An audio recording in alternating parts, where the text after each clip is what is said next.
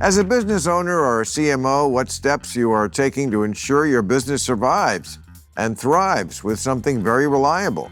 Why not utilize something stable for your marketing efforts and tap into the power of podcast and radio? Discover how audio marketing can surpass your current strategies with new and innovative ways that sound better. Go to radioactivemedia.com or text RANDOM to 511-511. Text RANDOM to 511-511 today. Message and data rates may apply. So we've all heard of speed dating, those awkward few minutes where you pretend you're interesting enough. Now, if you're a boss juggling a million responsibilities, how about a version tailored to hiring? Well, good news, there is. It's Zip Intro from ZipRecruiter. You can post your job today and start talking to qualified candidates tomorrow. Try Zip Intro for free at ZipRecruiter.com/random. Again, that's ZipRecruiter.com/random. Zip Intro. Post jobs today, talk to qualified candidates tomorrow. I would check that stat on Trump and AFC polling. I just made that up, but I think it sounds good. But it's a disingenuous argument. Why is it disingenuous? Because I just told you. You said you can't live there, and I was like, here's another place. Because it's not. How you doing? How are you? Man, you were funny on the Tom Brady run. Oh, thank you, brother. Thank you so much. I appreciate you having me. I feel like that was the beginning of the vibe change. Yeah, is that the like, I hate even using the term because it's so belabored, but is that the end of woke? No. Is that the night? Well, I know. I just read a story. There's there were so many stories like this in the last 5 years. Some book by some lady, and like it said, like the most benign thing, and of course it's in the mouth of a character. She's just trying to say that, how are you going to show someone is an asshole unless they act like an asshole? Okay. And then they go after her, and she, of course, a fucking apology, and they took it out of the book. I think they canceled her book contract, and I just wanted to say, I thought we were done with this shit. Yeah. But we're never going to be done with that shit completely. Not completely, especially as long as like people are afraid. Oh. But I thought when I saw the Tom Brady roast, that was a marker in the sand, and like all praise to Kevin Hart for like pulling that up, because like I don't think a white guy could have done it, pulled it off. He set a tone, and he said it was like okay to make fun of him. Well, and also just say things I haven't heard people say.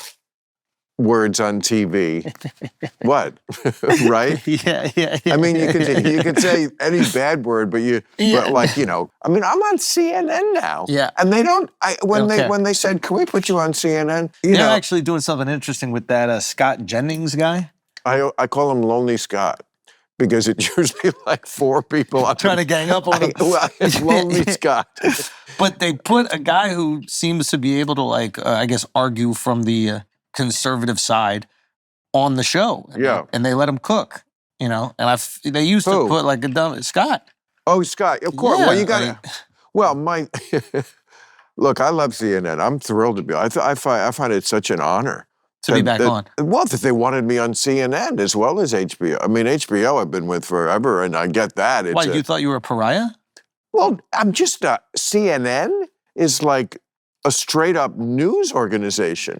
So to put me on there without censoring, I give them all the props in the world. But they are trying to recover something that was almost impossible to maintain in the era of Trump, which is how do you just say it as it is, which is what they always did. There was people on the left, people on the right, Fox, MSNBC, we get it. CNN was down the middle. But when the president does lie, you have to say he's a liar, and then you look like you're on the left.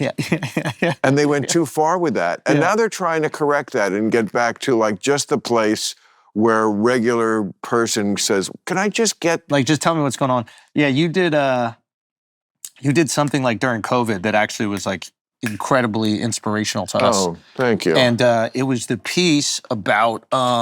what was it? The Chinese flu? Do you remember that? Of course. It was like, I think one of our first ones that we did. Like every what do you call it, disease has been named after a place. Phenomenal. And it was just like common sense logic. It's so funny, like, to even hear that term common sense being used by the right now. They're going Exactly. They co-opted it. Yeah, exactly. So, but you put out this piece, and this is how I knew that it really was impactful. I got sent the piece by 4 different generations of people. Wow. It was my wife's parents. It was my friends. It was like kids around like younger, that somebody works for me who's like 20 or something like that. And then it was, yeah, maybe something like that. And I was like, oh, okay, so this is cutting deep. People need some sort of, I'm going to put truth under quotes. Yeah. But we're living in a little bit of a fantasy land and everybody's terrified to say something. And the piece cut through. And yeah, it was super inspirational. Then we started doing these pieces and I think, yeah, I don't know if that's possible. So you call them your wife's parents. You don't say my in-laws? So isn't that weird, my in-laws? I don't know. I'm not trying to be your shrink. I'm just saying, why would you avoid that term? I don't know, my wife's parents, they're not my parents. I know. I'm just trying to start trouble. How long have you been? How long have you been? Are you expecting a flood? Bro, I keep dripping everything all over the floor. No, I mean your pants. How much would it cost just to get that extra? To have a little bit more pants? Just to get that extra. Am I getting style tips from you? You're wearing a fucking baggy turtleneck. You're doing so well. Why would you not get the extra? What could it cost? I mean, just that extra bit. The editor of Vogue coming onto this podcast no, but I'm just shit saying, about my pants. Yes, it rained a little, but we're not going to need to. What bigger man was wearing that shirt before you put it on today, Bill? That's a sweater. You're right. I don't like sweaters, but it was cold here. Ben Affleck left it with the house. Huh? Celtics green. How long have you been married? 3 years. 3 years. Oh, so you're 3. like almost a newlywed. Yeah, it's early. So, and how long did you go out before that? That's a good question. Another 3, something like that? Right. I think around that. I might be getting some of this off, but yeah. But yeah, we just had a kid. Kid's like a year and a month old. You have 1 kid? 1 kid, yeah. Wow. Yeah. What's that like? It's every single cliche you could ever imagine. Right. Like it's, life-changing. No, it's literally every cliche. And as a comic, you're like shocked because your ego is like, oh, I have unique takes on everything. And then the only emotional reaction you have is the exact cliche that every other person has said about a kid. Yeah, I mean, everyone has said that to me. Like, if you had a kid, Bill, you would, and I feel like I'm the first person who would look in the crib and go, not for me. Still nothing. So you don't have kids for them. I mean, I don't want to hurt this kid, but I don't feel especially connected. But maybe that would be wrong. I mean, I don't know. When it's your goo that went into a lady and then came out with like a mini you, I guess it's sort of an extension of yourself. Oh, your selfishness is perfectly aligned. It's amazing how my whole life I thought, and I'm not trying to discredit my pops, he's amazing pops, but like I thought he was doing all these things like against his, like he was just being there for me and everything and every single basketball game, whatever. And I didn't realize that he could also get joy out of it. And as a parent, you get joy out of it. It sounds incredibly cliche, but believe me, I've seen parents and I've seen the joy. And I wouldn't say I feel like I've missed it, but I'm also very cognizant of the fact that that is a type of joy that people have that may be a greater joy than anything I've ever had. Maybe. I'll tell you a story. I won't say who it is because I just won't. But it's somebody you would recognize, a name you would know, who was a known Lothario. Okay. And got married somewhat later in life, and was telling me once, this is a while ago, but he had little kids, and he said to me, we were in my old similar room to this, just a place to smoke and drink and be real, and he said, I was wiping Cheerios off my kid's chin the other day, and I thought to myself, this is better than any fuck I ever had. And about 2 weeks later, the girl who I was with at the time called me almost in tears, and she said, Bill, you have to get, and it was this guy from Stop Calling Me.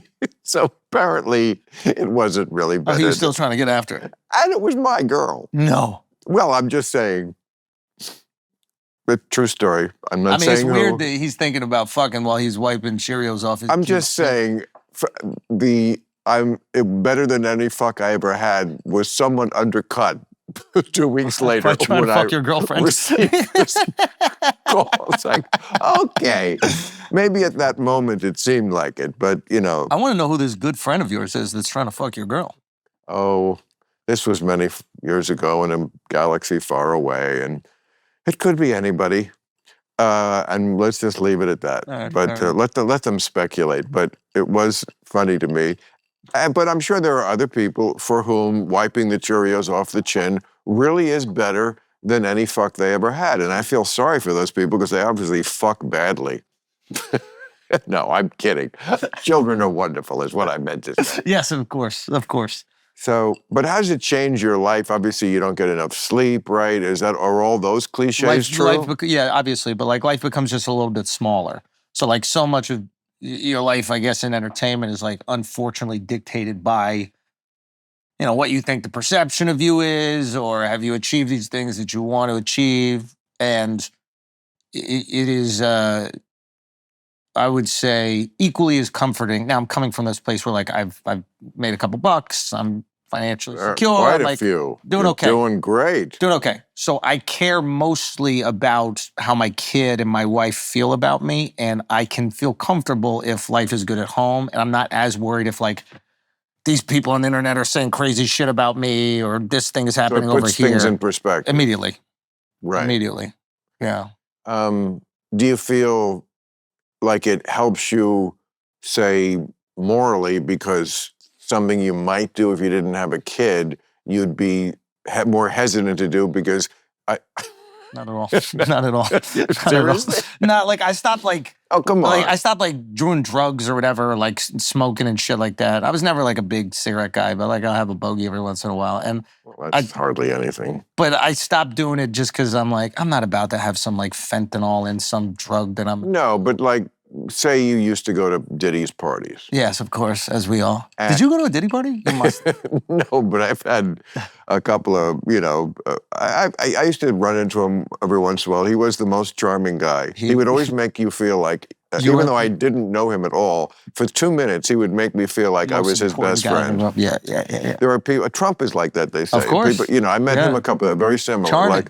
Like charming, and like you meet him for 2 minutes and you're like, wow, this guy really likes me. And he told me to call here, and then you'd call him, and just like it was all bullshit. It's like, why? I didn't ask for it. I don't need to be your friend. Yeah. But no, I never went to one of his parties. We didn't get to that level or any level. But like something like that, where like, oh, you know, I would do this, but I'm not going to because my child will read about it. Not that, but I have no interest in going skydiving anymore. You know what I mean? Like shit that when you're younger is fun and like exciting. Like I don't need to do all that shit. Yeah, so I guess I am like a little bit more like risk averse. Not maybe risk averse career wise, but like shit that I don't actually really care about. I feel like if I had a kid, I would be walking on eggshells all the time. What? Constantly.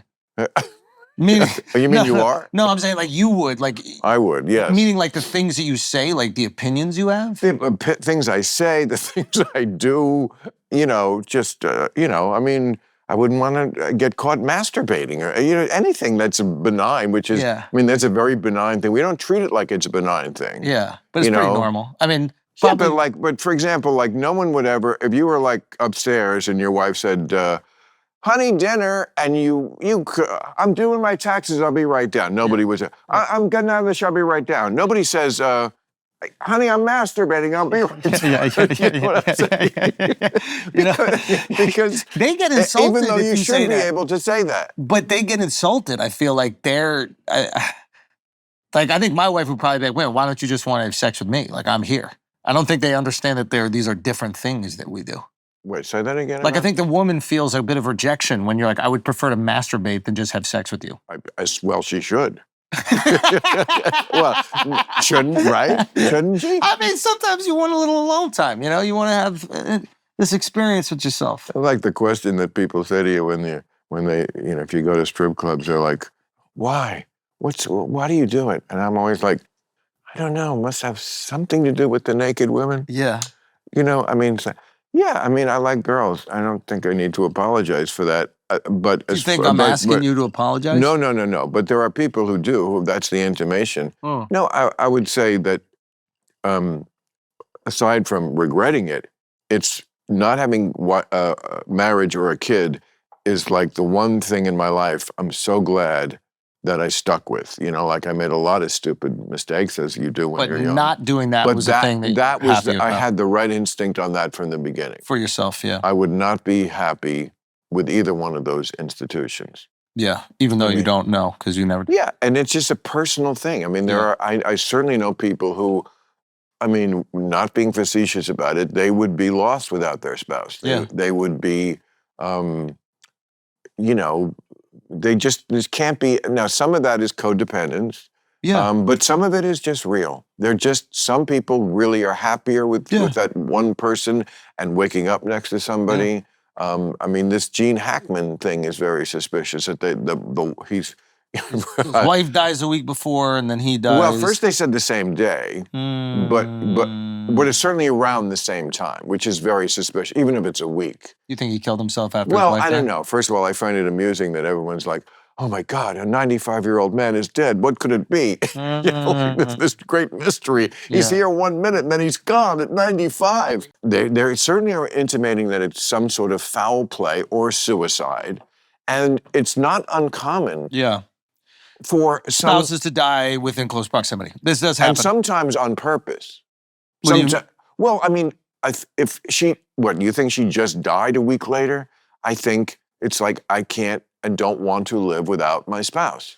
Right, and they're basically living for each other, and then when one of them goes, there's not as much of urgency to live. The branches of the tree have so intertwined that you cannot survive without the other. So, if we're going to put the pro and con column for marriage, I'd put in the con column. No, that's pro. Unless they die, and then it's con. Yeah, but they went to 90 because they were with each other. They might have died at 70. Whatever happens at 60?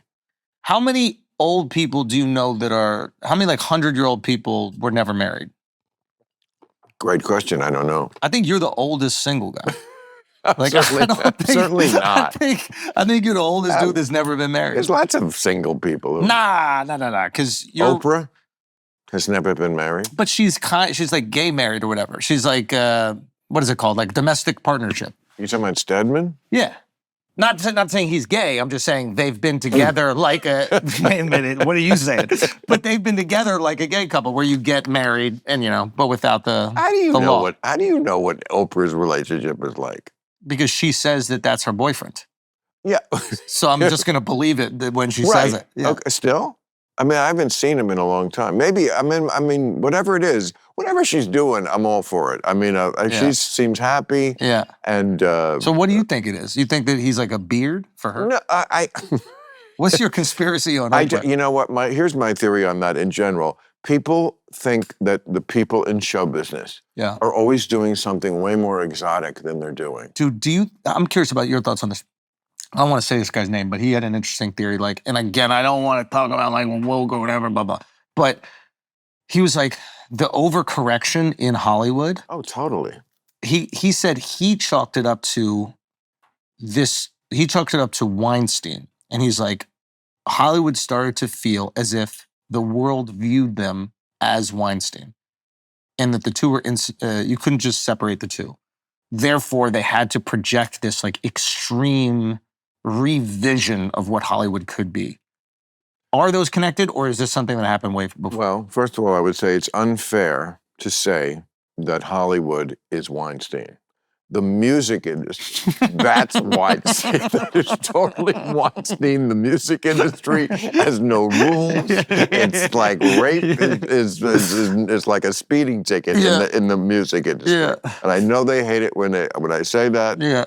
But it's just true. Yeah. That's the thing. The Diddy parties, I'm sure there was bad shit going on there, but it's not like they were that different than stuff that people in that world, that industry, any woman like who goes after, groupies as we call them. I mean, they're very often the aggressors. Do you get a warped sense of that doesn't mean you can rape them? No, I understand what you're saying. But do you think that these people in the industry get like a warped sense of what they can or can't do to women based on the groupies? Absolutely, because it's so sexualized, and then it becomes normalized. You're like, oh, I can't do this because every girl's trying to do it with me. You must have stories. So you agree with Trump grab her by the pussy? Then is that what you're trying to say?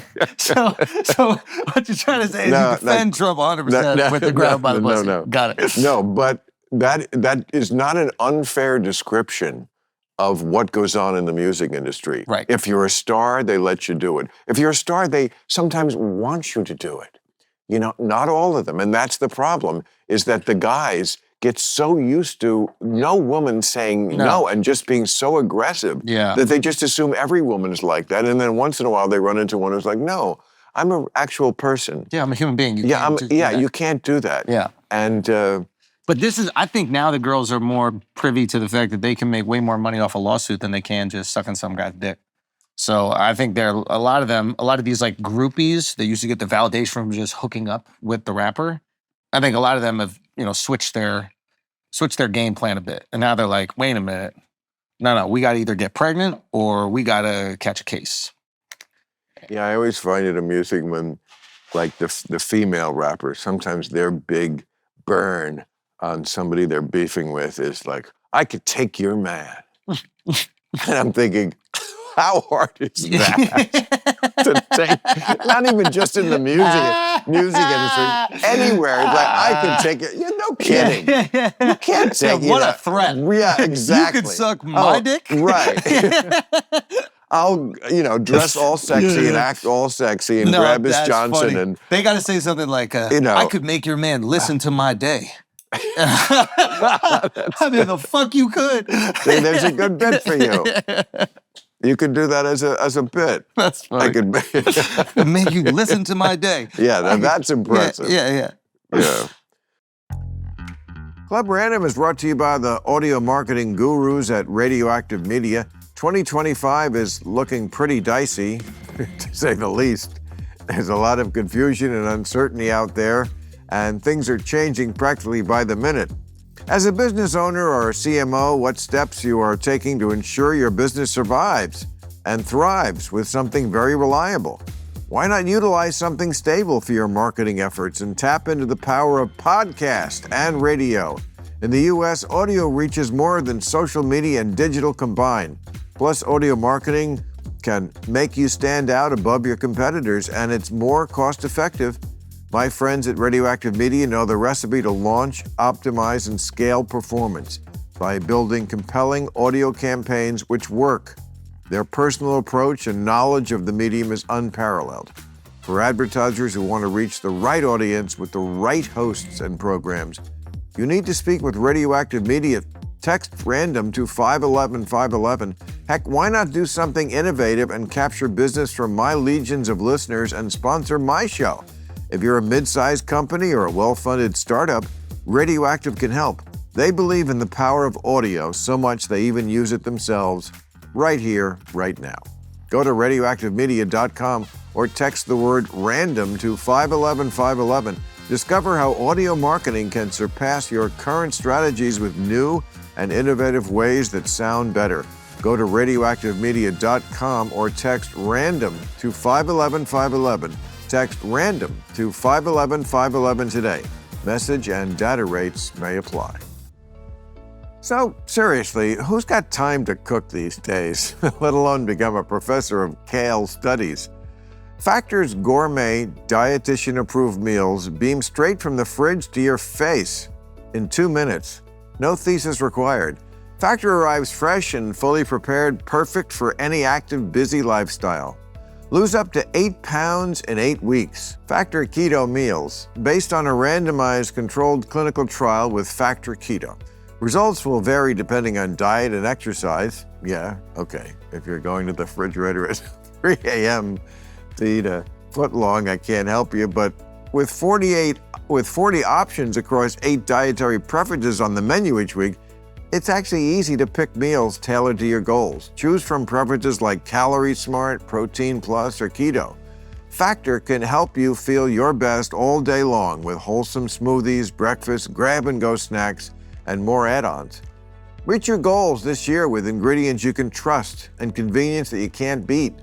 Look, I can handle a heated panel debate or two, but kitchen chaos is where I draw the line. Factor swoops in, gives me real food that tastes great, and I barely have to lift a finger, except to raise my fork.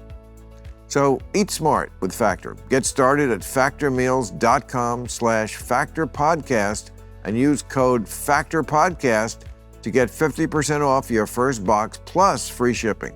That's code FACTORPODCAST at factormeals.com/factorpodcast to get 50% off plus free shipping on your first box. But you seem like you have a good thing going. No, things are cool, man. I mean, things are cool. That's, in a way, that's the best of both worlds. If you can, be in a relationship and be happy. Usually what the problem is that people get into relationships, it becomes stale, I always say you can literally see it in the tabloids. What they write is bullshit very often, but they can't lie about the looks on celebrities' faces. I just saw, who was it? Oh, Kylie Jenner was at a tennis match. Oh, with Timmy Chalamet? Right. Yeah. And you could see he's over it. Yeah, it's you can't hide that part of it. I wonder if some of them don't even, they can't discern between the attention that they're getting from the media because of the relationship and the actual connection they have with the person. Because if you're in entertainment, right? A lot of these people are like addicted to attention. It doesn't really matter what the attention is. And then you get into a relationship and there's all this buzz. And they start going, oh, maybe I really do like this person. Well, there was a lot of buzz on those two before they even were in a relationship. They just took it to another level. No, I'm not saying it was... A relationship amplifies the buzz. Well, like you take both fan bases and mix them together. But they were huge to begin with. I just find it funny. I mean, when I watch this video of she's like just trying to get him to pay attention to her and he's watching this tennis match. Right. And I'm thinking, wow, we just recognized this guy at the Oscars. He didn't win, but he's recognized now as one of the great actors. We can't wait to watch this guy for the next 30 years. Such a great actor.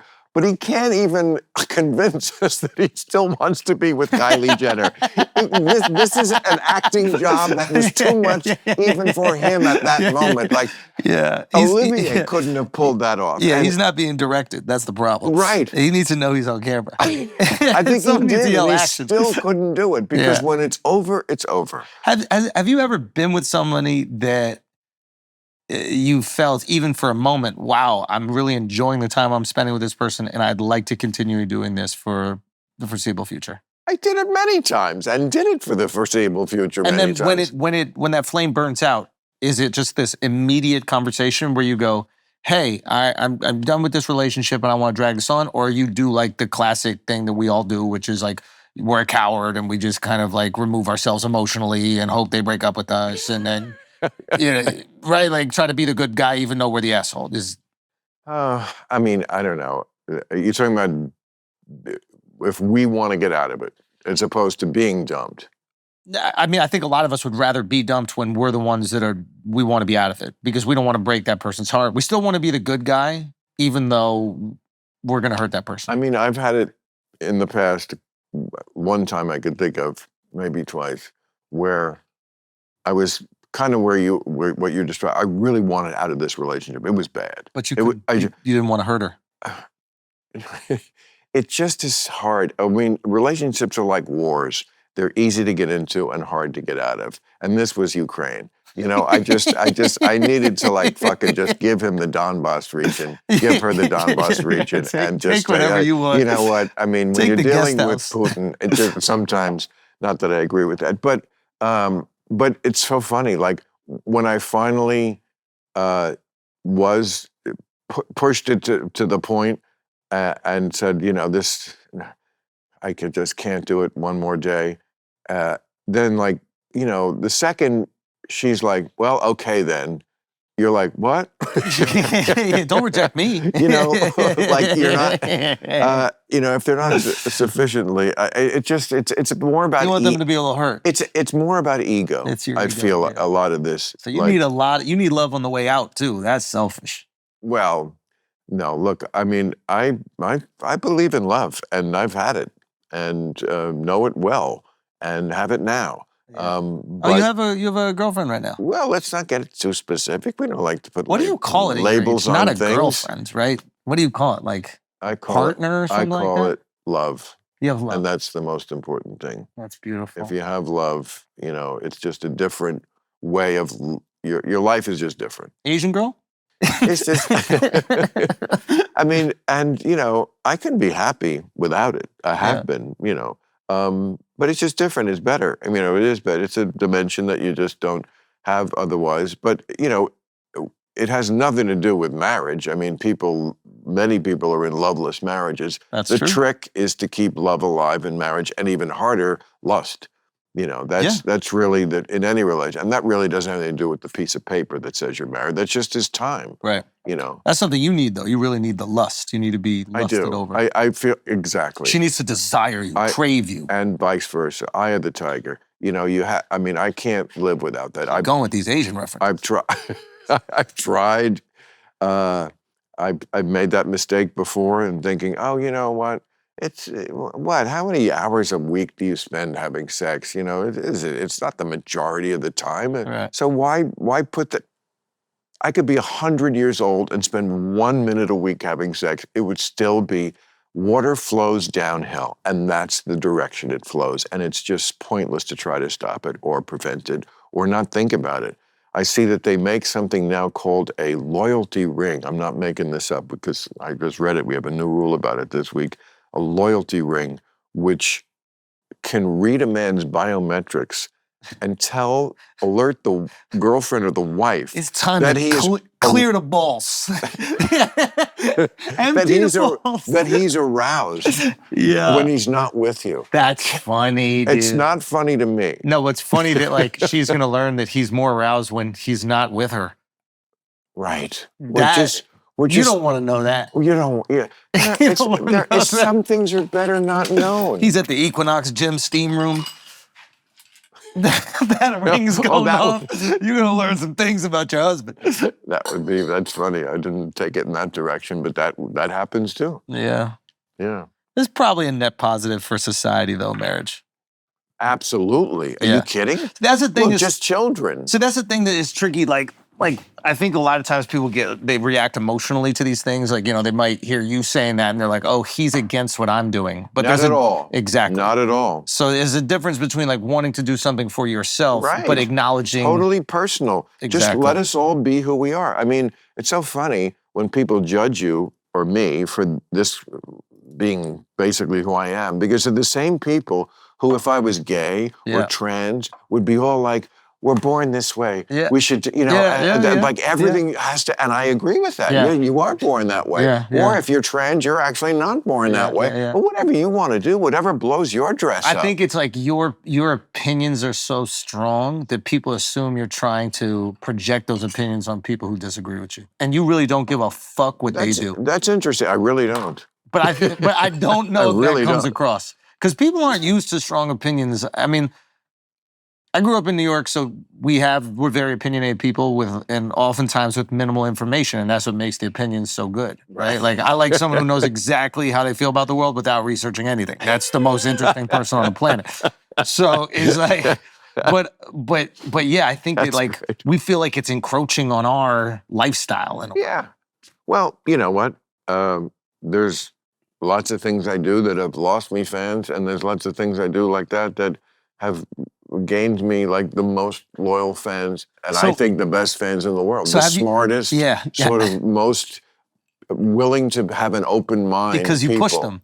Because you have to have an open mind, or else you're going to hate me. Because I'm going to say something that is not what I already believe, and my fans want that. It's like, oh, that's better. Here's an opinion I haven't thought of. That I haven't thought of. And if you're the kind of person, I don't hate these kind of people, but I understand when they can't hang. Let's face it, after a night with drinks, I don't bounce back the next day like I used to, and I hate to waste a day, so I had to make a choice. I can either have a great night or a great next day. That is until I found pre-alcohol. Z-Biotics Pre-Alcohol Probiotic Drink is the world's first genetically engineered probiotic. I kept hearing about pre-alcohol and wondered what it was actually like. Now I get why everyone's talking about it. And with their GMO technology, Z-Biotics is continuing to invent probiotics that will help with everyday challenges of modern living. Z-Biotics Pre-Alcohol Probiotic Drink is the world's first genetically engineered probiotic.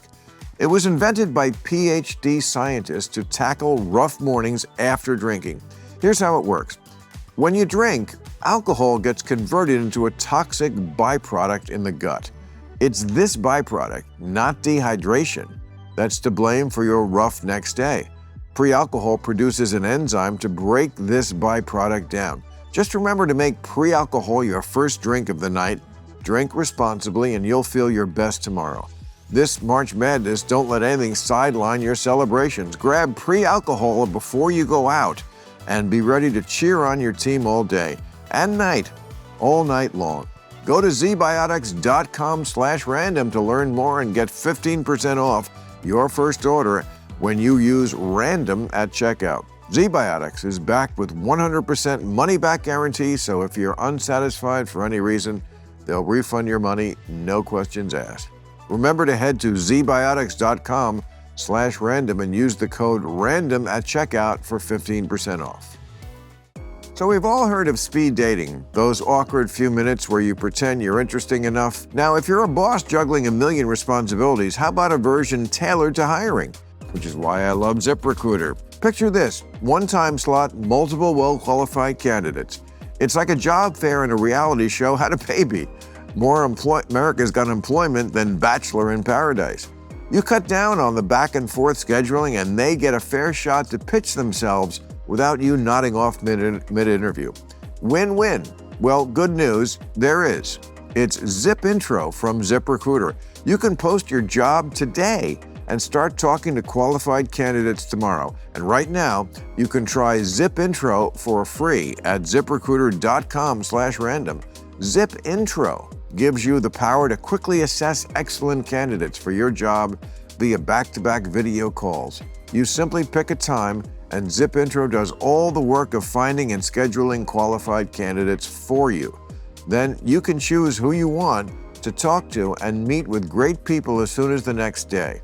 So easy, because let's face it, if the dating apps won't hook you up, at least ZipRecruiter can find you a decent employee. Enjoy the benefits of speed hiring with new Zip Intro, only from ZipRecruiter, rated #1 hiring site based on G2. Try Zip Intro for free at ziprecruiter.com/random.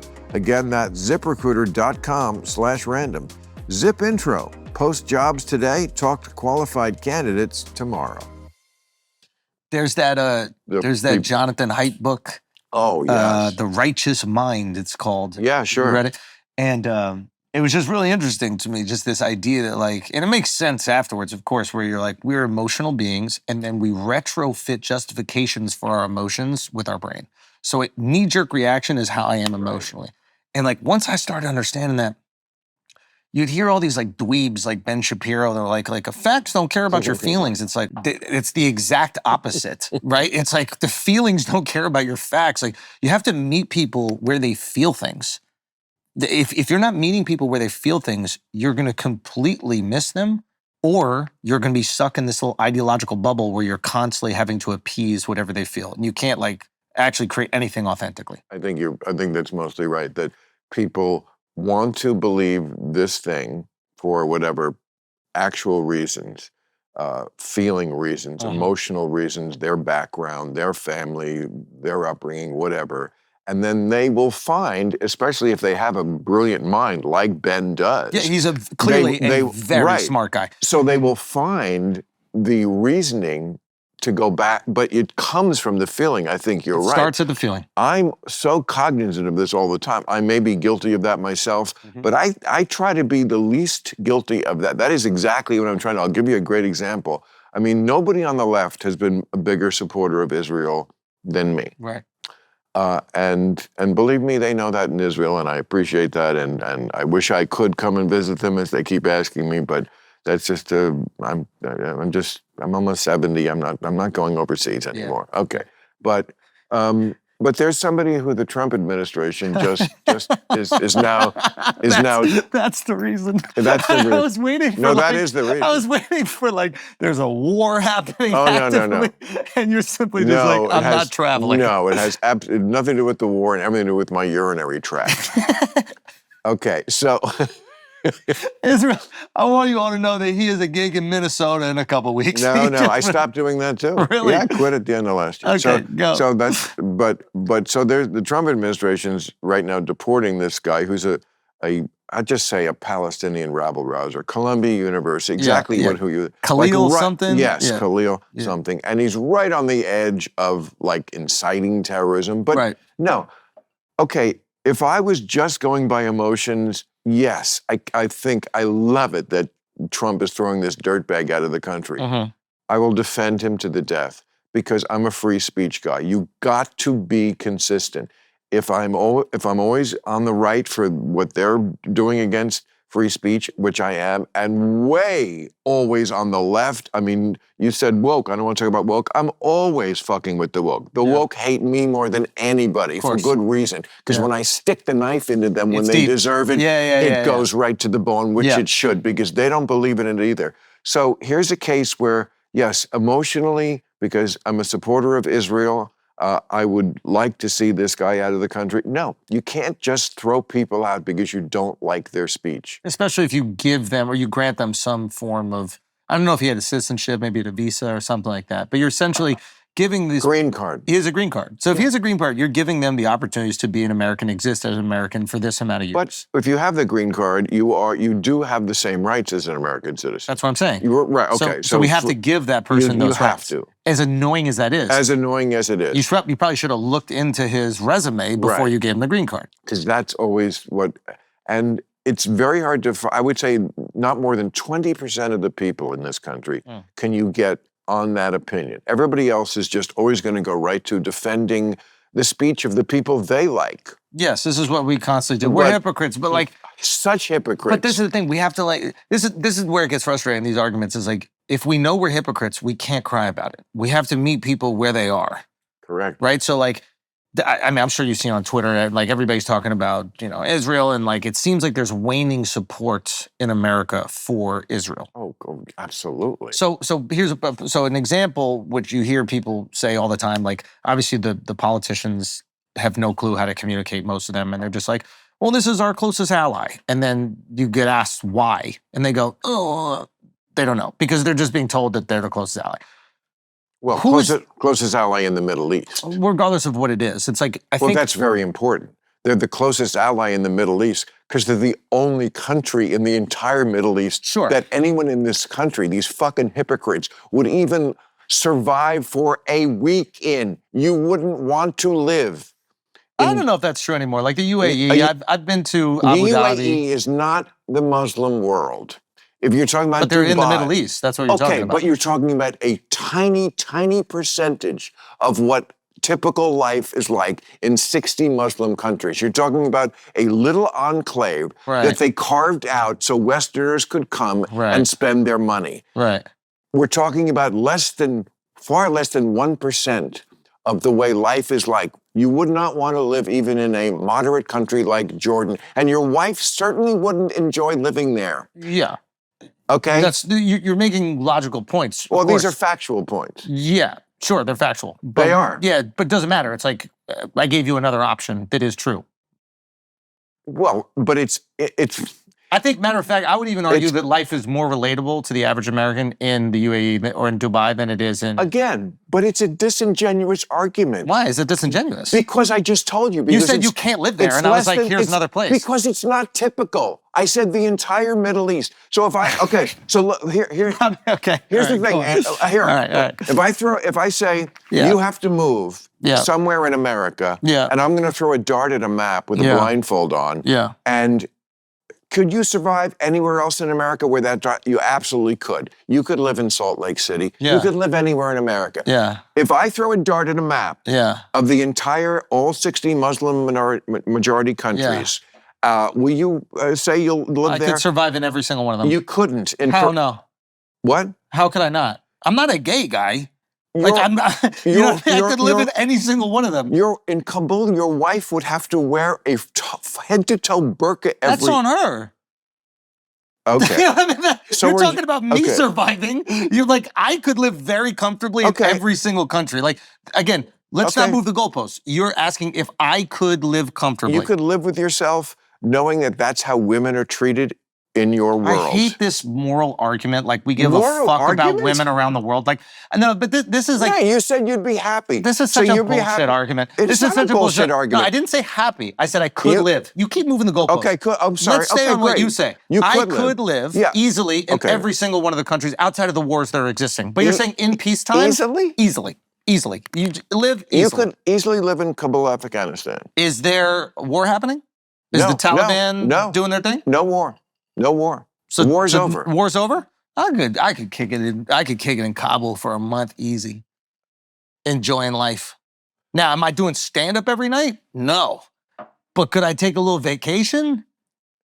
I don't know if you're kidding with me. I'm just telling you, I think that... I'll give you two options. Either you're kidding or this is stupid. Well, that's this pretentious ass shit. It's not pretentious. You're doing the thing that it's not pretentious. You are doing the that thing you could live in Kabul and be happy, or get by, or you could be no big deal. You're doing this thing that gets. It's not virtue signaling to say. I didn't say virtue signaling, but that is, if you don't agree with me, you're dumb. Is why Trump is elected, and this is what Democrats do. Yeah, but sometimes dumb is dumb. Yeah, but people are dumb, so deal with that shit.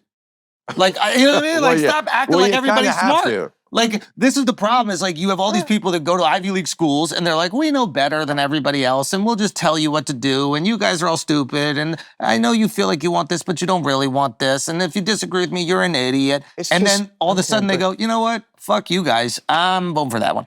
It's very simple. Yeah, that's true too. So we can't speak down to people if we know that they're going to react emotionally.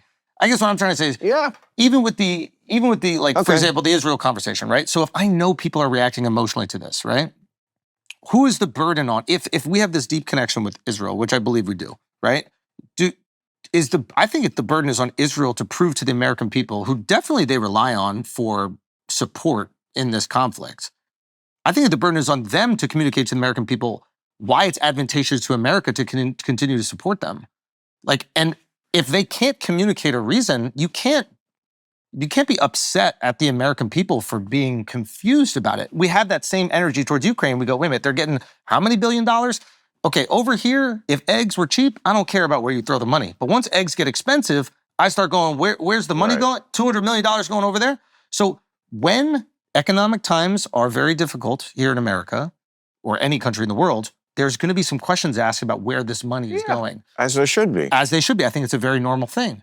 And unfortunately for Jews, when economic times turn shitty in countries, people start looking and they go, I think it might be their fault. But why is that throughout history? Because there's an ambient energy towards Jews. This is just my opinion, but there's ambient energy towards Jews. What a great phrase, an ambient energy. You're so right. Because it's not a bright light bulb. Right. It's a small one. And and it comes from the fact that, like, most people don't know Jews. They've never met a Jew. They have no fucking clue. They think Jews are like Jerry Seinfeld. They have no clue that there's Sephardic Jews. They have no clue that there's these African Jews. Like, try being one in Kabul, Afghanistan. It's probably difficult. So, like, they just don't understand what it is, right? They've never met one. Right. They only know the stereotypes. And I think they kind of almost like lock up Jews into the similar ilk as like the Rockefellers or the Vanderbilts. They think they're these elitist people. I don't think Jews even realize that. Because I think not all Jews are going, yeah, we're rich and we have all this money. They're just going, I think a lot of Jews in the Northeast are looking at the Rockefellers and the Vanderbilts going, that's some pretty cool shit. I mean, Ralph Lauren definitely was like, hey, that WASP stuff, that's pretty cool. I want to do that. Right. Right? There's like an envy of the WASPs in the Northeast from the Jews, I feel like, almost. I mean, I feel like they admire it. Anyway, the average person is looking at them as like these elites that they can't touch. And I think that there's like religious teachings that see like this separatism. It's like they're not trying to proselytize. Why don't they care if I go to heaven? Why? Like my whole life is about trying to get as many people to go to heaven as I possibly can, but like they don't care. Like what? I think it's just hard for them to get. And this ambient light that has this like kind of like these like negative stereotypes they own or control. And when the economy's good, I don't give a fuck. I don't care if you're sending US aid to do tranny plays in fucking Pakistan. I don't care. But the second I can't afford eggs, I go, no more tranny plays. And why does that group of people seem to have a lot of power? Right. And that light that's ambient gets bright. That's not wrong. And you're right. I shouldn't say stupid. Thanks, bro. You know, I mean, you're right. I get excited sometimes, and I blame the pot. But you're right. I can think it. Yeah, you don't say it. I'm still thinking, but you're right. I tell you shouldn't say. No, you're right. I shouldn't say it. I tell this all the time, like. But you wouldn't survive in couple anyway. But I say this all the time to people, like when we get into these arguments, like I don't even want to talk, but like the trans shit is like a perfect example. Like I was talking to this journalist, and you know.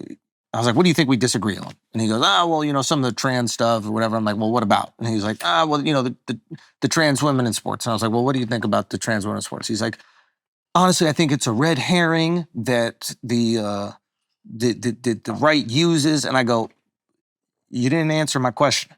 Right. And he goes, well, I mean, you know, I just feel like it's not really a talking point that matters that much. And it's like, I said this, I go, listen, if I say something that bothers my wife, I don't explain to her why she shouldn't be bothered. Smart. I've done that for years, and it drives her fucking crazy. You do. I've learned that about women too. We learned that the hard way. You did. We learned it the hard way. What we do is we go, okay, I'm sorry that I made you feel that way. Right. We meet them where they're feeling. And I feel like so much in the discourse, it's like explaining with facts why the other person is wrong instead of understanding what they're experiencing and just feeling. You know, I mean, this honestly is what I've been preaching. I'm sure you know. Yeah, of course. But like on my show. That's why I'm here. You know, I mean, Kid Rock was here a couple of weeks ago, and he said, I want you to meet Trump. He said, I'm going to take you to the White House. So now we're going to do that. I think that's and like a good there will be lots of people on the left who will be like, how dare you talk to this man? I was like, fuck you. You know, I'm not playing this game that you mean girls play. Yes. Where like, oh, you know what? You can't sit at my lunch table because I'm just not talking to you. Not talking to you, you lost the election. Who the fuck do you think you have to talk to? You know, it's one thing if you win it. Yeah. It's another thing if you lose it. You gotta start talking to people. Have to talk to. And I see Gavin Newsom is doing this now. He's changed his tune. He's got a podcast, and the first guest was Charlie Kirk. I thought that was, you know, I thought that was brilliant. He mentioned me. He said, like, I take I'm noticing what Bill does, talks to both sides, like is left-leaning, but not afraid to criticize the people on his team. Like, we got to get more of this going. This has to become the center. This has to become a real center. Right now, it's like it's a few lonely islands that need to like become a bigger fucking sandbar. Yeah, no, for real, you're right. Like it needs to be normalized. And I think that like yes, I think we're so. I think that Americans, we like bravery. You know, like we have very what is it? High risk tolerance, meaning like we take risk. Like I think it's kind of like in our DNA to take risk. Like all of our family, whoever came here from your family years ago, they left their entire family and they just moved here. So we just have the DNA of crazy people, really, that are like willing to risk it all, right? So when we see people that are afraid of having conversations, I think there's like almost like a primal instinctual reaction to it. Yeah, it's not American. It's un-American. And I think that was, I don't want to politicize this shit, but like I think that was a little bit of the concern with Kamala on the campaign trail. You know, it looked like Trump was willing to talk to whoever. He was. He was. Like his camp, when we spoke to him, they didn't give us any notes. He's going to talk to me. Okay. Do you know, and think about all this shit. Who's been meaner than me? I mean, only J.D. Vance. J.D. Vance is the only one who said meaner shit about Trump than you. Yeah. Well, lots of people have. But course, I mean, you know. And he said, I have 5 pages of things. I asked my staff once, and I guess it's 6 now because it's been a while. Like, just write down all the things he said in tweets and at rallies. It's 5 pages long. Crazy, low energy, ratings disaster. You know, every bad thing that he just pulls out of his ass. But I don't care, and he doesn't care. He doesn't care either. He doesn't care. And you don't give a It's all performative. Like, not on, I mean, look. No, you guys might feel it, but it wouldn't stop you guys from having a discussion with other, because you're not pussies. We're not pussies. It's very simple. It's like, are you a pussy or are you not? And I learned that once. I had my longest relationship way back in the early 90s, and her father was military. Yeah. And he and I did not see eye to eye politically, but he liked me because I wasn't a pussy. That's my model for meeting Trump. It's like, you know, be respectful, which he deserves. He won not one, but twice. Like, funny, my girl said to me, "What are you going to wear?" I said, "I'm not going to dress like Zelensky." Not a fucking Lululemon outfit. It's not going to be a black T-shirt. I'll tell you that. Zelensky pulled up looking like a yoga instructor. Not going to be a black T-shirt, man. Yeah. I am wearing a suit and tie. Absolutely. Jordan Peterson gave me a suit. He sat here and he said, like, "I want you to have a suit." And I, Jordan, I don't like suits. I'm going to send you a suit. Yeah. I'm going to wear that suit. Yep, done. The Jordan Peterson approved suit. It's a good, I mean, I guess whatever. It's a sign of respect, but it's a sign of respect. It's the White House. Yeah, even if you disagree with the person in it, you are respecting the law of the land. You are respecting the position in general. And you also have to respect that, you know, the guy did win. It's more than half the country or whatever. I mean, you know, yes. I keep saying it. I'm not going to hate. You can not like Trump. You can hate him. You can't hate everybody who vote for him. Yes, and you have to understand why. I said it in my last special. I don't hate half the country, and I don't want to hate half the country. Yeah.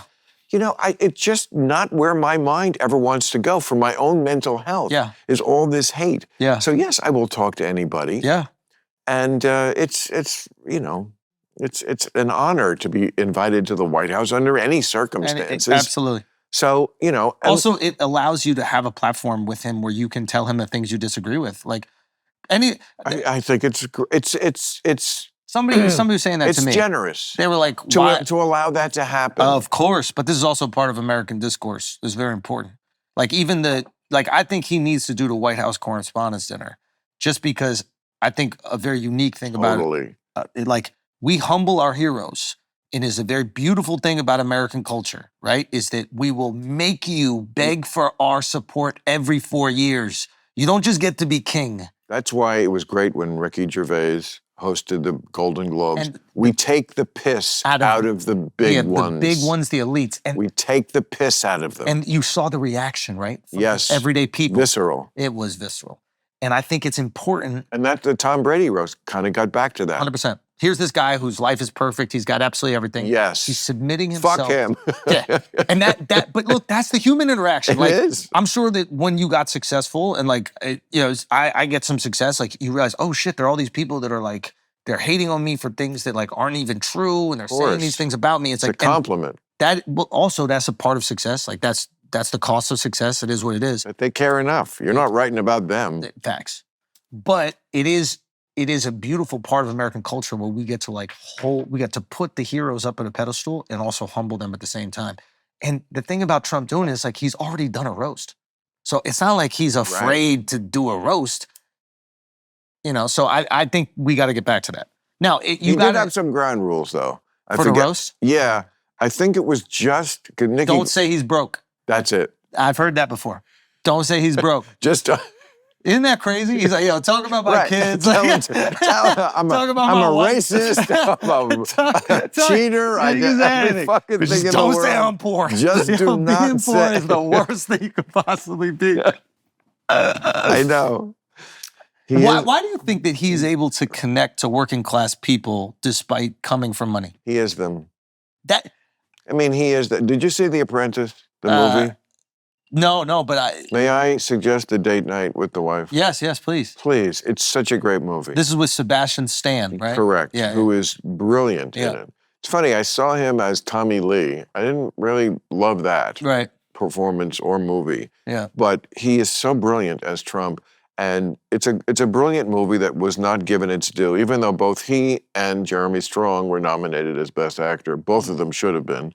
Or maybe it was Best Supporting, but whatever it was, they were both brilliant performances. Jeremy Strong as Roy Cohn, who apprenticed Trump to be who he is. But of course, we're in such a politicized time that the people who just can't stand Trump, hate that it humanized him. Oh, wow, it wasn't mean enough. It wasn't mean. You can't give him the thing. It's funny, the first half of it, before he meets Roy Cohn, it does humanize him because he's a human.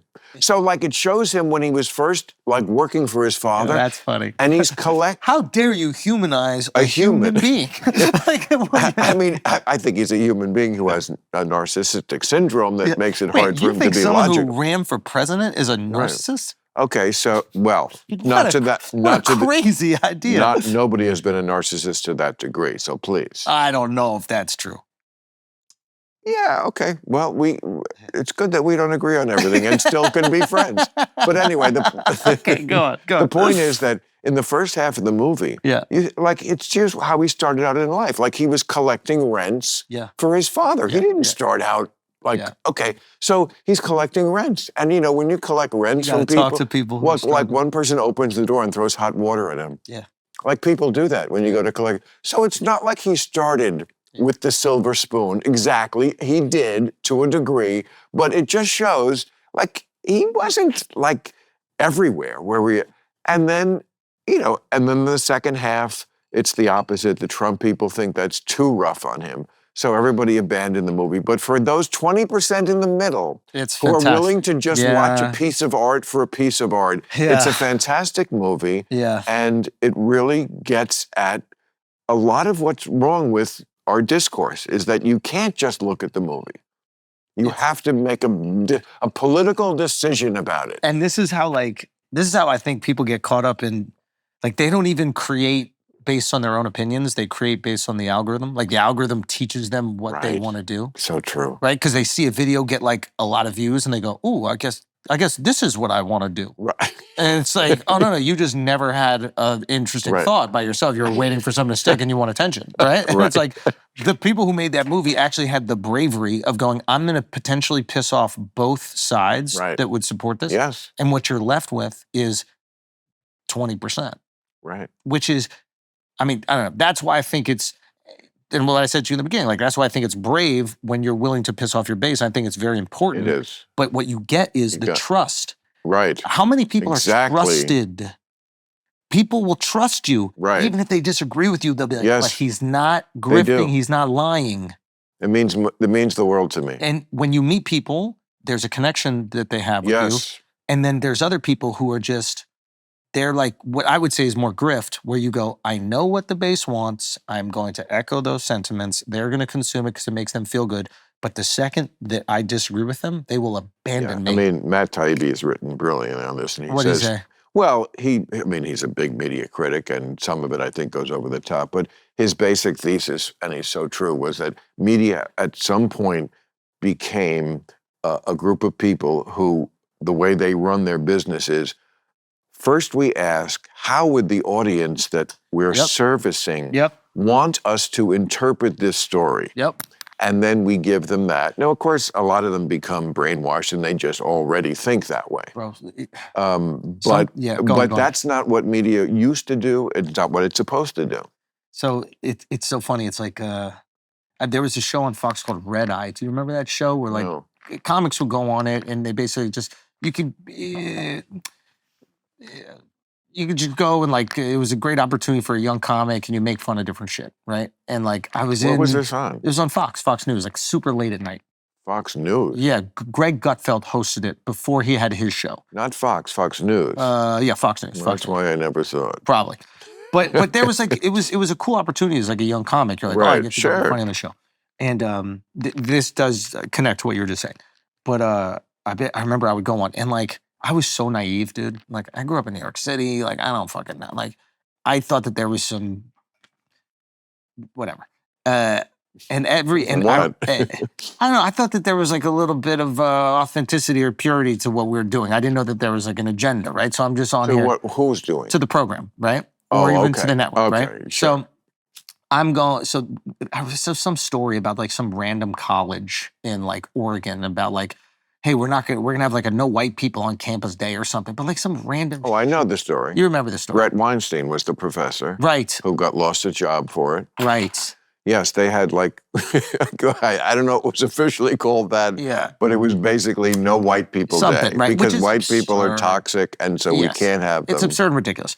And then like, I remember us talking about it, and I was like, and I said on the show, and I was like, so wait, is this like kind of what we do? We just take like the most obscure, ridiculous left-wing thing, and we just pretend that that's like what everybody thinks? That's what Tucker Carlson does every night. Yeah, so I didn't, I grew up in New York City in a fucking dance family. My parents had a dance studio. Like, is that right? Yeah, like it's as Democrat as it could possibly be, right? So like, I'm here and I'm seeing this, and I'm just like, what's going on here? And then everybody kind of looked at me like I didn't know what the shtick was.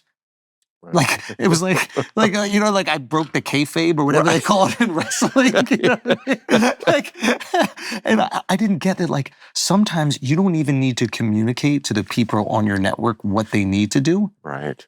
It's like in the ethos. When you're in the building, you want to get raises, you want to be rewarded. So you start echoing the sentiments and reward the people that are echoing it, and then the other people fall in line. So no one explicitly has to tell you, these are our points of view. You know, I said almost the exact same thing recently, and somebody who I mentioned and it got mad at me. Who, Tucker? No, I'm not going to say. Okay. But I don't want to make it a feud. Yeah. And I actually apologized. I didn't want to, maybe I shouldn't have brought up specific names. Right. But I was saying almost the same thing that you're saying, that like, it's amazing how we just get kind of seduced by the people around us. And the people, you know, who are providing the craft services, shall we say. You know, like, no, you all fall into it. I'm eating your donuts. What am I going to be against the candidate? Yeah, okay. I mean, come on. That's probably a good guy, right? You like him, right? I didn't buy this donut. What am I, a schmuck? And I'm going to... Yeah, you fall in. That's like a human thing. You just fall into it. So it's, yeah. Yeah, I'm curious. It is like, it is a constant matter of vigilance not to.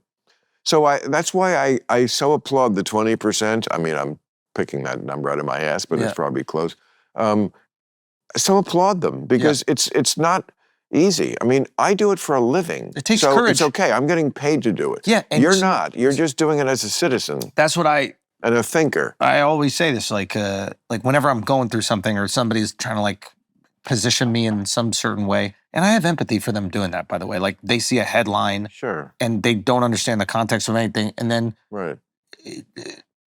their views about the world, they might see something like that, and they'll be like, I don't agree with this type of stuff, and then they put that on me, and that's okay. I'm sure I've done that a million times with people. Sure. Like, it is what it is. It's a human thing. Right. But I have like a great appreciation to the people that will defend me despite what the idea about me might be, because they get nothing out of it besides wanting to show support to someone they care about. They, like you said, you get paid.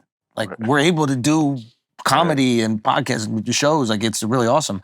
But the fan that's willing to take that on the chin, like, they're at a family dinner and they're going, yeah, I was watching Bill, and they go, oh, you know what he said about that? Like that. So true. They're incredible. Yes. The peer pressure of coworkers, you know, newsrooms have become kindergartens because it's the mob mentality of the newsroom. I'm not making this up. Many people have written stories about this, like the newsroom at the Washington Post or the New York Times is such a mean girl's emporium. And if you step outside the bounds of what the groupthink is, I mean, we've seen this many times at the New York Times. Barry Weiss had to leave, and she started the Free Press. Yeah, she's great. I was just talking to her. She's great. Yes. And Nellie Bowles, her wife, the same thing, New York Times, and Pamela Paul, who I just was on Real Time the week before and loved her columns in the New York Times, which were not unreasonable at all. They were they were exactly where I am. I always agreed with. They're leaning left, but unafraid to call out woke on nonsense. And she apparently couldn't survive there. I mean, that is a very bad place for media to be in. I think there's this tricky decision where it's like, hey, we can also criticize the administration when they do things wrong. Like, they're in power now. When they weren't in power, I understand how you want to get them into power. So you're like, let's turn a blind eye to things that we maybe disagree with. Now they're in control. They are the institution. We have to criticize them. This is part of. So you won and you're in. You get the jokes. That's it. You won. You're in. You get the jokes. Well, we'll see if he agrees at the dinner. This is why disseminating this information and talking to the people you disagree with is really important. Very important. Because there's a lot of people, myself included, just uneducated people who will go with the trend that kind of makes me feel good as someone who pays a lot of taxes. Right. I'm from New York. I'm like, yeah, I pay all this fucking taxes. What am I getting at it, right? Right. And then I need somebody to go and have a conversation where it's like... I can never... no story that I read anywhere do I trust fully. I have to read a second story or a third about this subject before I feel like, okay, now I got the full story. Why didn't you first, assholes, tell me the full story? Because people don't want the full story. They really don't. They want to feel good. Right, they want to feel good. Feeling good. And you know who knows that? These corporations, not even corporations, but these you know, businesses that run these, you know. And masturbators. Oh, God, do they know it? We just want to feel good. Are we bad people? No. Are we bad? We're not bad people. No, I mean, you know. It's monkeys do it. Dude, have you ever watched, did you watch that Chimp Empire show on Netflix? No, but I'm a big fan of chimps, and I support their cause monetarily. I support a chimp cause, yes. You put your money behind the chimps? Yes, absolutely. The producer, one of the producers of my show, has a big charity for chimps. It's a big... I met them tonight, right? No, my real-time show, my HBO show. Yep. And that charity, they have a big... Chimp Foundation. Chimp Foundation and a chimp reserve in Georgia. Oh, wow. Where the chimps can be chimps. They can chimp it up. You know, no tuxedos. None. They get to let it rip out there. No tuxedos, no cigars, bro, no riding tricycles. You got to watch this Chimp Empire show, and it's like, you kind of watch it, and you're like, oh, this is too close to who we are. Like, they're very close. True. They're close, and then there's other things that, yes, like this idea of like having to like maintain the alpha, right? Like you also see how that's destructive in terms of like creating any technology, like sharing any advantageous information. Like there's this one dude who needs to show he's alpha, and every once in a while he just fucks up everything in the neighborhood. He's like a drunk dad or whatever. It just comes around. You're talking about a chimp now? Chimp, yeah. Oh, okay. And he's like, I need to show everybody I'm alpha. So he just starts fights with people, fucks shit up, and does whatever. And the problem with that is that you can't sit around and develop fire when you're worried that this guy is going to punch you in the back of the head every second. So everybody's just kind of like on edge, hoping this alpha won't start shit. And doesn't that describe, I'm sorry, but doesn't that describe today's administration? Talk to me. We just... Talk to me. If you push back against me, if you push back against me... It just sounds exactly like what's going on now with the tariffs and everything else, and like he's going to take over Greenland, and we're going to invade Canada, and everybody is just like, is this alpha just going to do some crazy shit? I mean, the stock market is down over 1,000 points. I'm sure that affects you a little bit. Yeah, I mean, I don't know. You have stock. I do have stocks. I should know more about it, but yeah, don't panic. It'll go back up. That's what we hope. Yep. But, you know, it does, I'm sorry, but it just, when you said that, I can't help but think that's exactly what Elon Musk, you know, brilliant guy. I have defended him many times, more than most people have, but, you know, I don't like that he, I support that he took Twitter and turned it into something freer, but he just turned it into something really almost as right-wing as it used to be left-wing, which would be okay too, except that he very often retweets some of the worst stuff. Why? He had a great idea that, oh, I can go in with my Doge boys and find the waste, but the way he did it was very, I'm on the spectrum. Yeah, I think there is that, and I think he is on the spectrum, and it's probably harder to relate emotionally to things. I am a little bit more optimistic about the intentions of the administration. It doesn't mean it's going to work out, but I don't think that Musk is trying to get richer. No. Like, I think he's definitely not. I've always defended him on that. He does not care about money. Yeah. I mean, he's got all the money. Like, I think he thinks that this will help America. Like, I've been with him at times, and he did not have a house. Yeah, he was like staying at a friend's house. It doesn't matter to him. He will sleep on the couch. Yeah. Or sleep at the Tesla factory as he did to get that going. I think he brags about, we work the weekends. Let's have pizza at 1 a.m. and keep working and then sleep here. Yeah. He's an engineer. That's what turns him on. And I respect that. I think it's important. Right. But nobody put any sort of brakes on this. And to do it this way and to take such glee in the cruelty of it, the people who got letters that said, do something valuable with your life. Now, you can't tell me that's... These are the things that are antagonistic and twisting the knife that I don't think is helpful for the discourse. Horrible. But I will say that, I think if there's one thing Democrats could learn, it's the importance of the American sentiment, where it's Americans like abundance and we like hope. Barack sold us on hope, and we will buy that every single time. Mm-hmm. I think that sometimes the Democrats are too safe. They don't sell me on abundance. It's Trump goes, we're going to take Greenland. We're not even really going to take it, but he says it, and then Americans go, all right, that might be kind of cool, right? So Democrats, what is your build the wall? I think it is kind of cool as long as it's not by force. Yeah, if it's consensual, it's cool. Exactly. But if you're growing up in Greenland, you don't want to be part of America? That should be the slogan. Greenland, we're not raping it. we're asking. We're asking. It's consensual. So it's a consensual thing. What I would tell anybody, what I would try to explain to Democrats is you have to give us hope and abundance. I need a slogan. Build a wall is emblematic of something that people feel, right? So it could be as simple as dollar eggs. Hey, if we get in power, we are subsidizing eggs. You'll never have to worry about getting your kid eggs. It's $1 eggs. That is a road you don't want to go down. You do not want to go down subsidizing food staples. It's what they do in third world countries. It's what we do in America. It's what we do with the dairy industry. It's what we do with the rice industry. It's what we do. Well, we do it on the corn industry. Of course, we've been doing it for years. We do it further down the trail, on the chain. They do grain and stuff. Yeah, you're right. But not you're talking, it sounds to me like you're talking on the supermarket level. No, I'm talking about on the farmer level. And again, listen, the chicken. I'm talking about the chickens. But what comes first? You know what?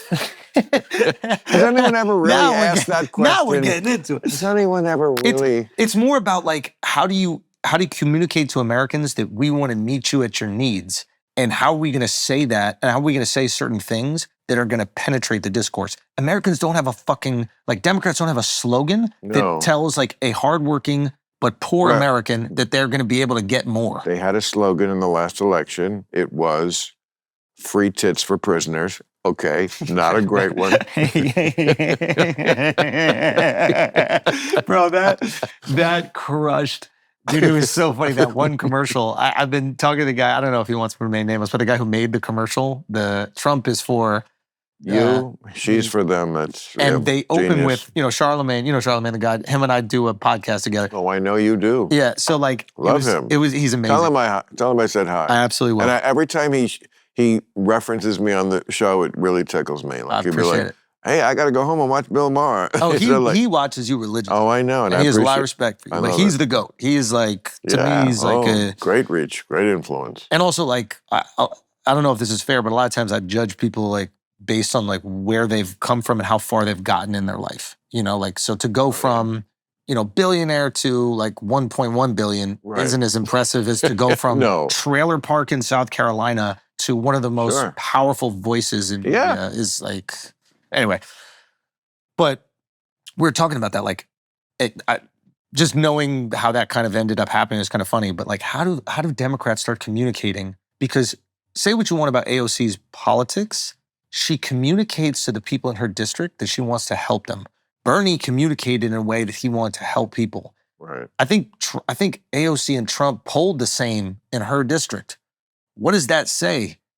That says that those same people will cross the political lines to the people they feel are looking out for their best interests. So how do Democrats start organizing in a way? I mean, I would check that stat on Trump and AOC polling. I just made that up, but I think it sounds good. Come on. You know what I mean? Like, I think it sounds good. Hey, you go look up that Bronx district. I love the honesty even when it's dishonest. No. I think there is facts there. They pulled very similarly in the area. I mean, here's what did happen. Yeah. Trump did very well in the Bronx. You're right. Yeah. Trump did very well.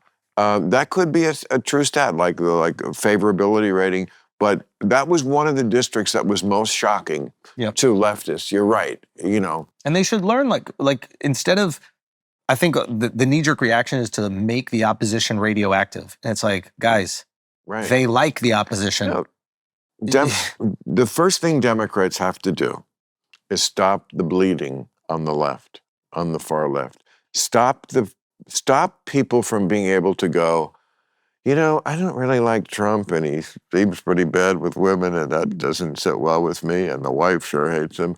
But you know what? At least he likes America. At least he thinks women are the only ones who can have babies. Yeah. You know, things like that. Those are the things that people go, I just can't vote for those people. They just seem crazy.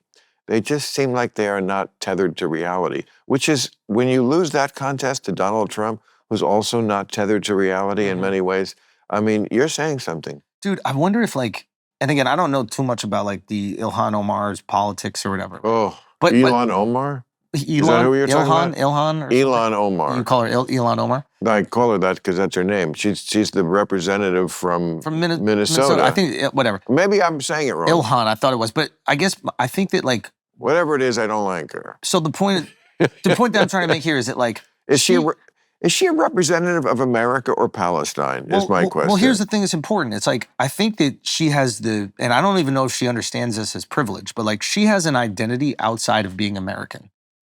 Like, she has this separate identity from another country that has thousands of years of history, and that's baked into who she is. Some of us... Where you would happily live. Well, where I would happily live. Like, and it would be so great. So, and you know, she married her brother. And it is what it is. So you could do that. I mean, if I had a sister, no. You can marry your sister. I don't know what you could do. But the point is, you could do anything to a woman. Okay, so let's put that right on the table. So the point I'm trying to make is, like, some of us only have America. We only have this. So when you attack this, I'm going to defend it till the day I die. I love America more than anything in the entire world. It's the greatest country in the human existence. It's the greatest experiment in human existence, and it has succeeded. So we only have this. You have to find a way to communicate what you believe to be the shortcomings of America in a way that doesn't make us feel like you don't love it. Totally. My mom is an immigrant. She loves it. Like, you cannot tell my mom that I cannot achieve anything, that she cannot achieve anything in this country. It's one of the reasons why I think it's important to bring in immigrants, because they remind us of the opportunity. And they're appreciative because they know what it's like in these other countries. And we don't. Right. Well, I do. You don't, because you would live in because Kabul. of your UTIs. You won't even leave the country. I don't have to. First of all, I have traveled. And second of all, you don't have to travel to understand what's going on in other countries. Have you lived outside the country? No, but I read. I can read about what's there. This is this Ivy League shit that's so annoying to Americans. Reading. Yeah. Yes, stop reading so much. It's gay. Oh. Now I see you're just fucking me when you say these things. Okay. But in terms of living outside, like, I've lived outside the country, and it's important. I haven't lived in the Middle East, but living in Spain, there are little things that you will appreciate that we have here that even in a major city in Spain that they didn't have. An AC unit. Exactly. Like a little thing we take for granted. Totally. That we don't realize how amazing we have it here. Yeah. And that's just the physical part of it. Yes, the technological part of it. The toilets always work, that kind of stuff. But it's also, we do have free speech that they don't even have in Europe. In Europe, you and I both would get a knock on the door from the police in some countries. Germany, 60 Minutes just did a story on this. You would definitely get a knock on the door in Germany. Eye-opening. Well, because if you say something... I'm making... If you say something like, really, I feel like mildly insulting about a political leader, they can knock on your door and take away your... It's crazy. They don't have the same tradition of free speech as we have here. Pretty awesome. They don't have a First Amendment. Yeah. It is pretty awesome. And we take it for granted. We do. So it's the physical part. It's that part. it's also this part. We have this idea, as with all our problems and all our shittiness, people have the idea here that tomorrow can always be different.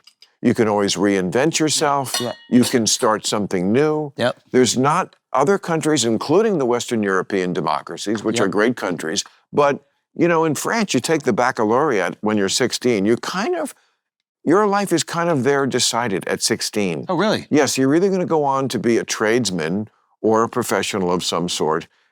They're much more structured and strictured than we are. Yeah. And this country is kind of like, okay, well, tomorrow I will be an influencer who eats my asshole, and you can make that work. I don't admire that you can, but people make shit work and don't have this idea that there's any cutting down of the tallest trees. Like, everything is open. Yep. And there is a greatness in that.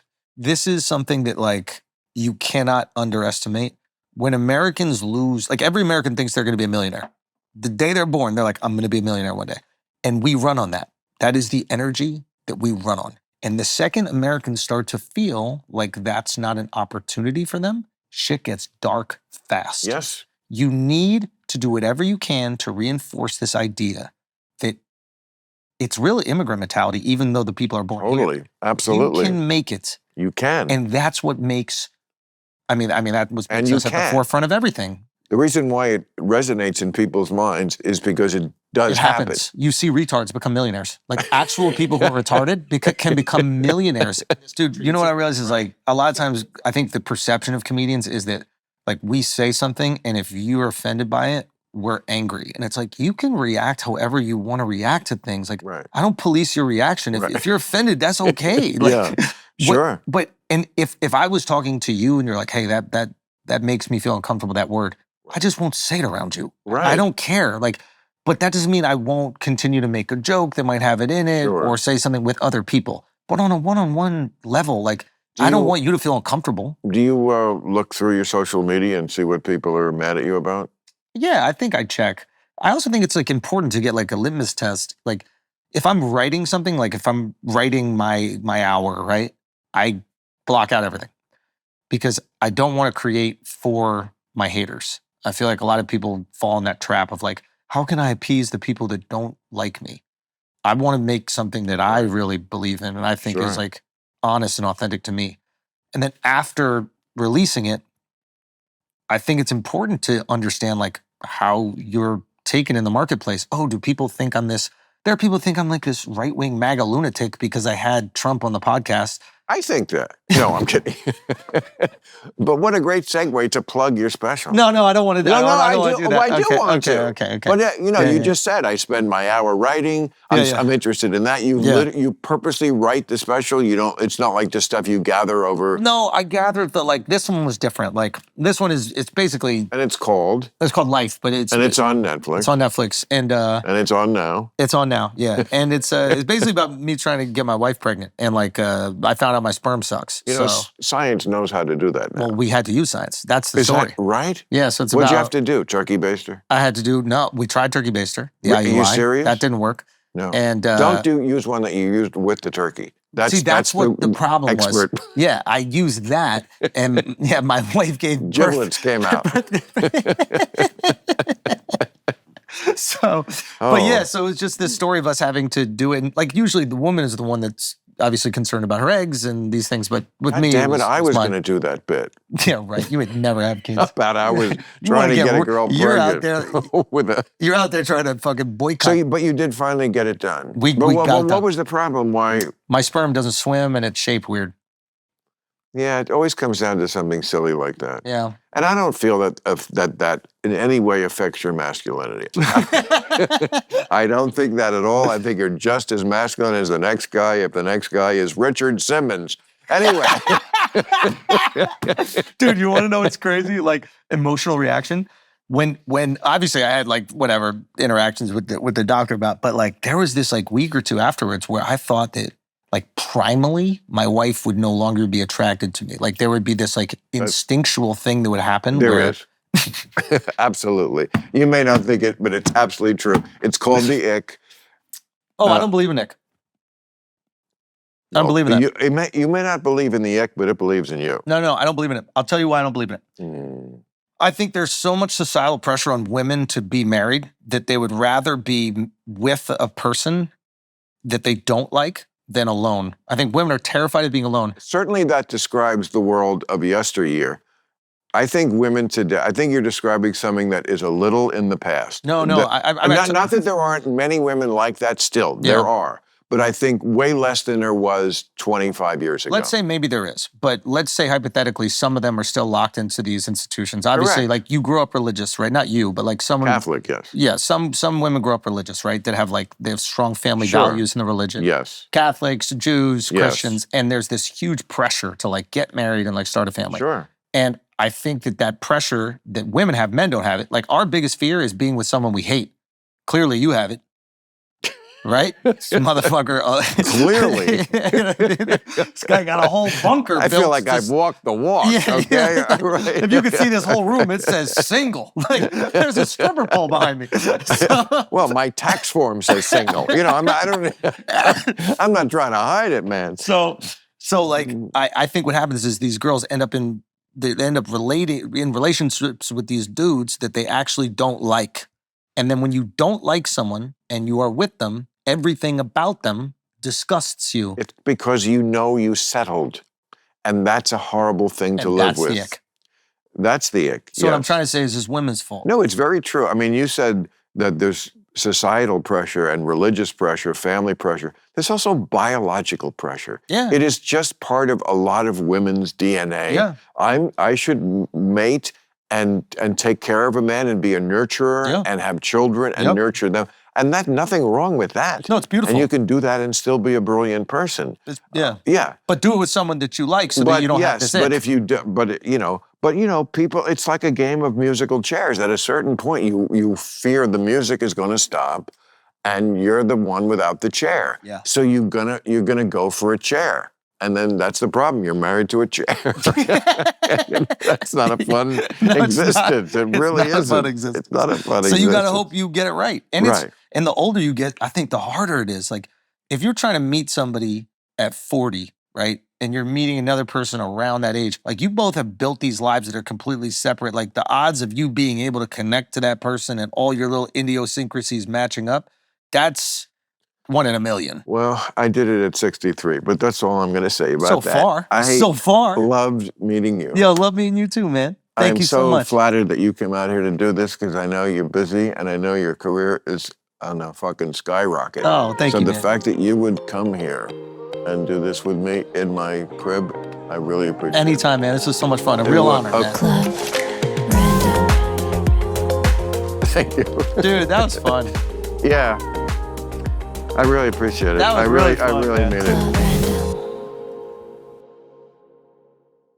Z-Biotics pre-alcohol probiotic drink is the world's first genetically engineered probiotic. I kept hearing about pre-alcohol and wondered what it was actually like. Now I get why everyone's talking about it. This March Madness, don't let anything sideline your celebrations. Grab pre-alcohol before you go out and be ready to cheer on your team all day and night. All night long. Go to zbiotics.com/random to learn more and get 15% off your first order when you use random at checkout. So, seriously, who's got time to cook these days? Factor's gourmet, dietitian-approved meals beam straight from the fridge to your face. With 40 options across 8 dietary preferences on the menu each week, it's actually easy to pick meals tailored to your goals. Choose from preferences like Calorie Smart, Protein Plus, or Keto. Get started at factormeals.com/factorpodcast and use code FACTORPODCAST to get 50% off your first box plus free shipping.